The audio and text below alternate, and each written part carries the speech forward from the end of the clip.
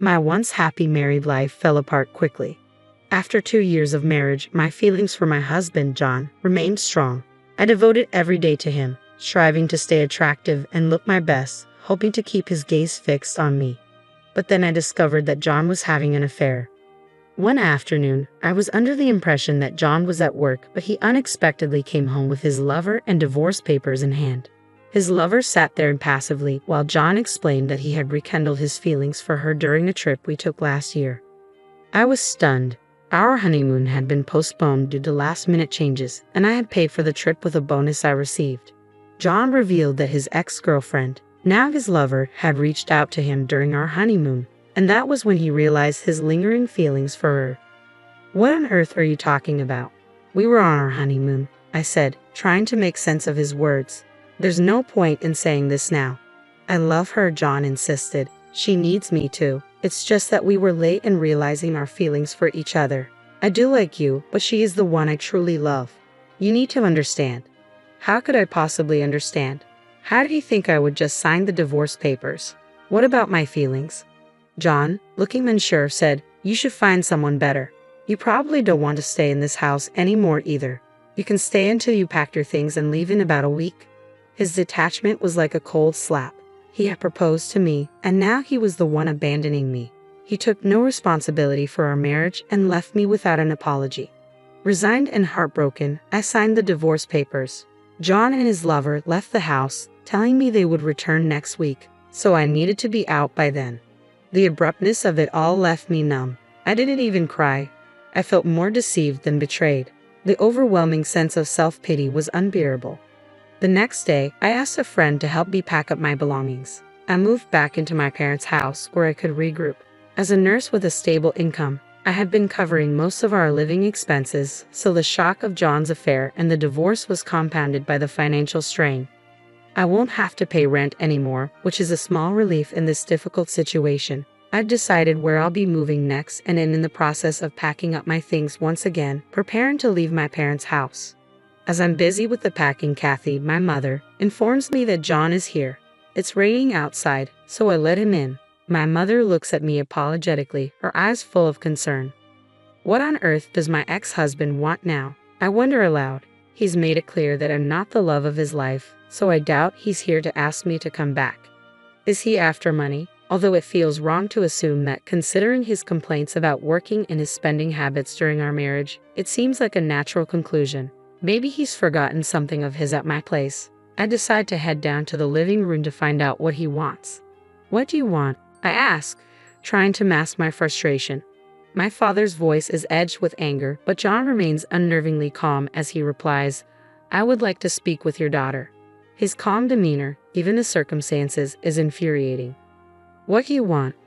"I'm busy right now," I say, trying to keep my irritation in check as I open the door.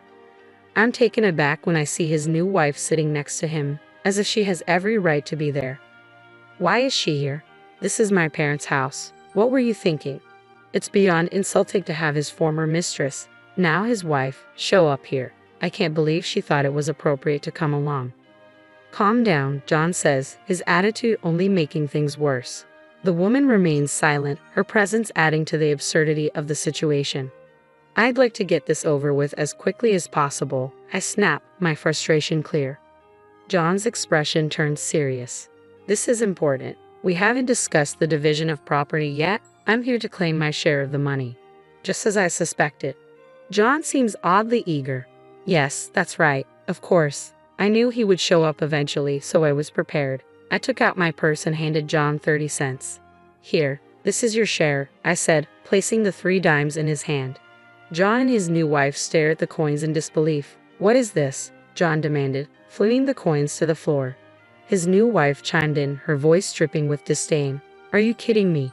This isn't property. Stop fooling around." Both of them were red-faced with anger. I watched calmly, knowing that these coins were all that remained of my savings. John's eyes narrowed. "This isn't right. You know there's more. You had $200,000. I want my $100,000 now." He waved his hands in frustration, while his wife nodded in agreement. I stared at them, unmoved by their demands. "You're the one who said you wanted this over quickly, so take the money and leave," I said. John's reaction was explosive. He started screaming and throwing things around the room, revealing the side of him I hadn't seen before. His behavior showed me his true colors, and I was relieved to have left him. The noise and commotion attracted my dad, who had been out of the room, and my brother, who had just arrived home. My dad, though initially frozen by the chaos, quickly stepped in. He grabbed John, restraining him and preventing him from causing any more damage. I quickly filled my brother, a lawyer, in on the situation. Given his knowledge of the divorce, he grasped the scenario immediately. John's new wife overheard our conversation and realizing John was dealing with a lawyer, she exclaimed, "I didn't know your ex-wife had a lawyer in the family." Her eyes widened in shock as she shouted at John. I was perplexed by their relentless pursuit of money. Even though I had no desire to engage with John, I decided to ask him, "Why do you need the money so desperately? You divorced me for this woman, claiming she was your dream. You chose her over me and wanted me to leave." John sighed. "Yes, but the division of property is crucial. The house we're in now was originally the one you and Ella lived in together. We want to build a new home for ourselves. We're planning to have children, so we need a car and want to go on a nice vacation. I want to fulfill the responsibilities any new husband would take on, which is why I'm here. It's tough for me, but it's important." His reasons sounded selfish and entitled. I wondered if he was trying to make excuses to justify his demands. "Okay, so you didn't want to come here just to make amends," I said, resigned. "I don't want him here either. He doesn't seem to grasp how awful his actions were and he shows no remorse. I financially supported our marriage, so handing over my share is the least he can do to acknowledge his debt to his ex-wife." Did he really just say that he supported me financially? I wonder, feeling stunned. Perhaps I misheard. John had no desire to work. He would rush home as soon as possible to play online games and would take days off whenever he felt like it, often pretending to be ill.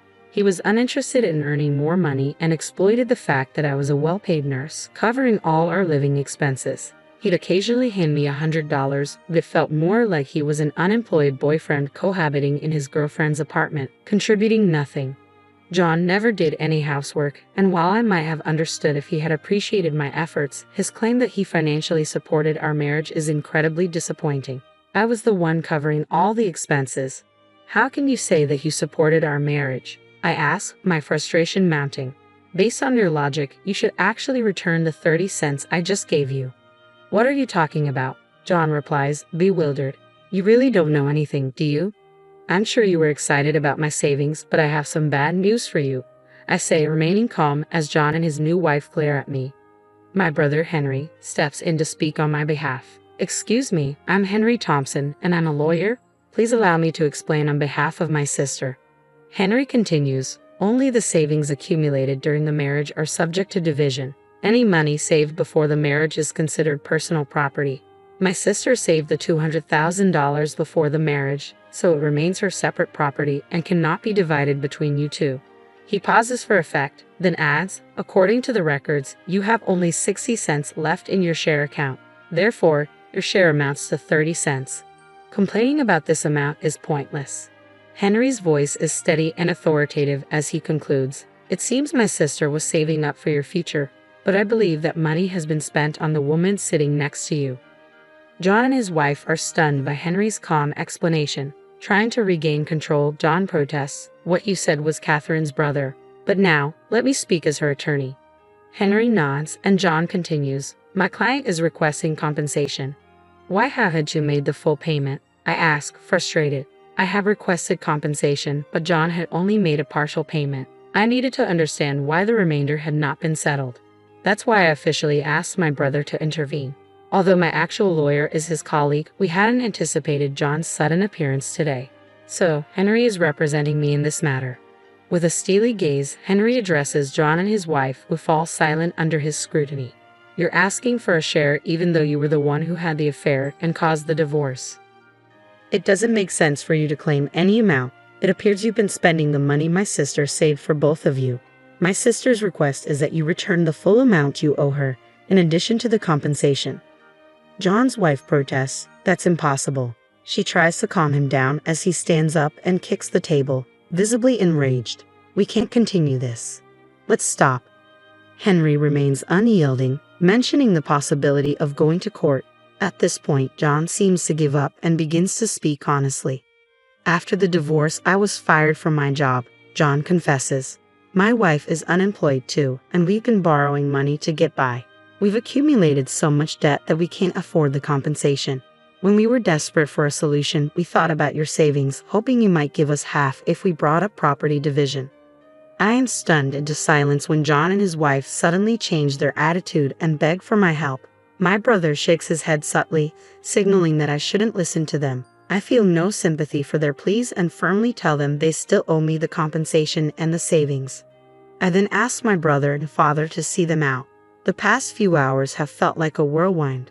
My mother returns to the room with a sigh of relief and starts tidying up, while my father, fuming with anger, helps her. My brother places a comforting hand on my back. "You did nothing wrong," he says reassuringly. "You should feel confident about today and the divorce." He insists we need to ensure they pay the compensation and immediately calls his colleague for assistance. "All of us at the law firm are on your side," he assures me. Exhausted, I lean into my mother's hug. "You did great today," she says. "Let's all go out for steak tonight to lift our spirits." I gratefully collapse into her embrace. My dad and brother agree to the dinner, and we enjoy a wonderful meal together that night. Later, with the help of my brother, his colleague, and the law firm, the compensation and savings are successfully recovered. John and his wife struggle to find stable jobs and end up working multiple part-time positions. It's clear they won't be buying a house, a car, or going on vacation anytime soon. They seem to have gained a newfound appreciation for me. When we cross paths on the street, they greet me politely, and I feel a sense of relief seeing that they've made at least a small improvement in their lives. As for me, I am now in a steady relationship with the attorney who handled my case. Henry is thrilled, saying this man is perfect for me. 1 year after the divorce, I plan to introduce my new boyfriend to my parents, confident they will be happy for me. Reflecting on the past, I realize that while I didn't fully understand my ex-husband's claim about the love of his life, I now feel that maybe this new man truly is the love of my life.